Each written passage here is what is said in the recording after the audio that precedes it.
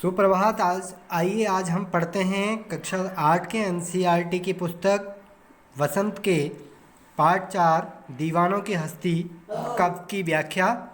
आइए इस प्रकार से पहले इसका वाचन करेंगे। हम दीवानों की क्या हस्ती है, आज यहाँ कल वहाँ चले, मस्ती का आलम साथ चला, हम धूल उड़ाते जहाँ चले। आए बनकर उल्लास अभी, आंसू बनकर बह चले अभी, सब कहते ही रह गए अरे, तुम कैसे आए कहाँ चले। किस ओर चले यह मत पूछो, चलना है बस इसलिए चले, जग से उसका कुछ लिए चले, जग को अपना कुछ दिए चले। दो बात कही दो बात सुनी, कुछ हंसे और फिर कुछ रोए, छक कर सुख दुख के घूंटों को हम एक भाव से पिए चले।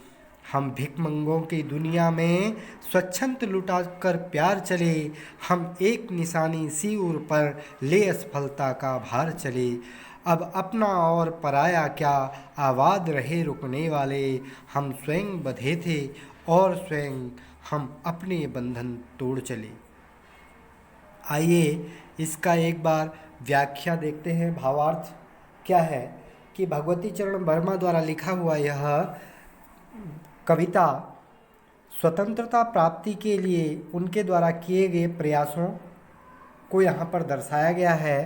तो उसमें भगवती चरण वर्मा जी अपने को स्वयं को या फिर आज़ादी के जितने भी आज़ादी की लड़ाई लड़ रहे थे उन सबको दीवाना कहते हैं। अर्थात आज़ादी प्राप्त करने के लिए जो लालायित हों, जो तैयार हों, जो तत्पर हों, उनको दीवाना कहा है।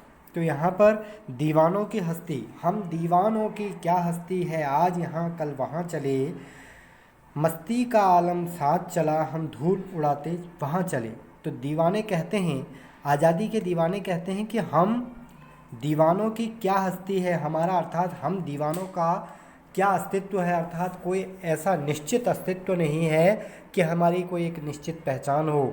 है आज यहाँ कल वहाँ चले, हम आज यहाँ हैं कल कहीं और चले जाते हैं। अर्थात हम जीवन भर इधर उधर चलकर लोगों को आज़ादी के लिए तैयार करते रहते हैं। मस्ती का आलम साथ चला, हम धूल उड़ाते जहाँ चले। हम धूल उड़ाते हुए भी जहाँ को चलते हैं, यानी कि हम जिधर भी जाते हैं, जहाँ भी जाते हैं, हमारे साथ एक मस्ती का माहौल, एक स्वच्छंदता का माहौल पैदा हो जाता है। हम जिधर भी जाते हैं धूल उड़ने लगती है, अर्थात देश प्रेम की और देश को आज़ाद कराने की धूल यानी कि आंधी सी उड़ने लगती है। आए बनकर उल्लास अभी, आंसू बनकर बह चले अभी, सब कहते ही रह गए अरे, तुम कैसे आए कहाँ चले। तो अब आगे दीवाने कहते हैं, यानी कि आज़ादी के दीवाने कहते हैं, आए बनकर उल्लास अभी, हम जहाँ भी जाते हैं वहाँ हम अभी यानी कि कुछ ही समय पहले आए होते हैं, बहुत ही प्रसन्नता लिए हुए आते हैं और आंसू बनकर बह चले। और कुछ ही समय बाद जब हम वहाँ से आगे बढ़ चलते हैं तो लोग दुखी होकर आंसू बहाने लगते हैं, हमारे प्रेम में या हमारे फक्कड़ी स्वभाव को लेकर दुखी हो जाते हैं। सब कहते ही रह गए अरे, तुम कैसे आए कहाँ चले।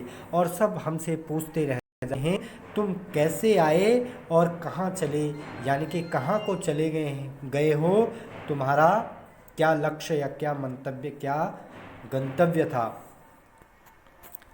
किस ओर चले यह मत पूछो, चलना है बस इसलिए चले। फिर आज़ादी के दीवाने कहते हैं कि हमसे यह मत पूछो कि हम किस ओर जाएंगे, अब हम यहाँ से कहाँ को जाएंगे, यानी कि हमारा लक्ष्य लोगों के सुख दुखों को बांटकर उनको क्या करना है, आज़ादी की लौ उनके अंदर जलानी है। तो किस ओर चले, हम कहाँ को जाएंगे यह निश्चित नहीं है, चलना है बस इस लिए चले। हमको आगे आज़ादी को, देश को आज़ाद कराने के लिए चलना है, आज़ादी के लिए हमें चलना है, इसलिए हम चलते चले जा रहे हैं। दो बात कही दो बात सुनी, कुछ हंसे और फिर कुछ रोए, छक्कर सुख दुख के घूंटों को हम एक भाव से पिए चले। फिर कहते हैं किसी की हमने दो बात किसी से हमने कही और किसी की दो बातें हमने सुनी, यानी कि हमने तरह तरह की बातें लोगों की सुनी और तरह तरह की लोगों से बात की। कुछ हंसे और फिर कुछ रोए। कुछ लोग हमारी बात को सुनकर सुखी हुए, कुछ लोग दुखी हुए।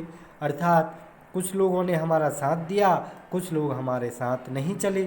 छक्कर सुख दुख के घूंटों को हम एक भाव से पिए चले।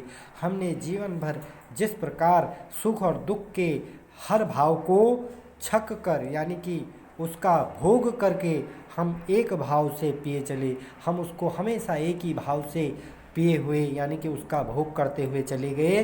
ना ही हम सुख में बहुत ज़्यादा सुखी हुए और ना ही हम दुख में दुखी हुए। हम भिखमंगों की दुनिया में स्वच्छंद लुटाकर प्यार चले, हम एक निशानी सिर पर ले असफलता का भार चले। फिर आगे दीवाने कहते हैं कि हम भिखमंगों की दुनिया में, हम इन गरीबों की या फिर इन असहाय लोगों की दुनिया में उनको स्वच्छंद, उनके बीच में स्वच्छंद होकर, बिल्कुल जिसकी कोई नियंत्रण जिस पर न हो, ऐसा प्यार हम उन पर लुटा के आगे बढ़ते चले जाते हैं। हम एक निशानी सिर पर, परंतु हम अपने हृदय पर एक ऐसा निशान भी, एक दुख का निशान भी ऐसा लिए चलते हैं कि जिसमें देश को आज़ाद न करा पाने का असफलता का भार भी होता है। अर्थात देश की आज़ादी इतनी आसान नहीं है और लोगों को हमने जो प्यार दिया है वह प्यार हमको उस रूप में नहीं मिला जिसकी हम आकांक्षा करते थे। इसलिए ले असफलता का भार चले। इसलिए जिन लोगों को हम इसके लिए तैयार नहीं कर सके, ऐसा असफलता का भार हम अपने दिल में लेकर चल भी पड़े हैं। आगे है, अब अपना और पराया क्या आबाद रहे रुकने वाले, हम स्वयं बंधे थे और स्वयं हम अपने बंधन तोड़ चले। अब अपना और पराया क्या, हमारे लिए सब समान हैं, ना कोई अपना है और ना ही पराया है। आबाद रहे रुकने वाले, जो इस संसार में रुकेंगे, जो आगे को बढ़ते चले जाएंगी पीढ़ियाँ, वो सब आबाद होते चलें, उन्हें किसी प्रकार का कोई परेशानी ना हो। इसलिए हम देश को आज़ाद कराने के लिए तत्पर हैं और उनको हम अपना आशीर्वाद देते हैं कि वो सुखी रहें। हम स्वयं बंधे थे और स्वयं हम अपने बंधन तोड़ चले। हम इस संसार में स्वयं ही अपने बंधन बनाते चलते हैं, यानी कि हम लोगों से प्रेम बनाते चलते हैं और स्वयं ही हम उस स्थान से आगे बढ़कर उस प्रेम को वहीं समाप्त करके बढ़ते रहते हैं। तो ये भगवती चरण वर्मा द्वारा लिखा गया कविता हम दीवानों की हस्ती की व्याख्या थी। अगर पसंद आया हो तो लाइक, शेयर और सब्सक्राइब चैनल को अवश्य करें।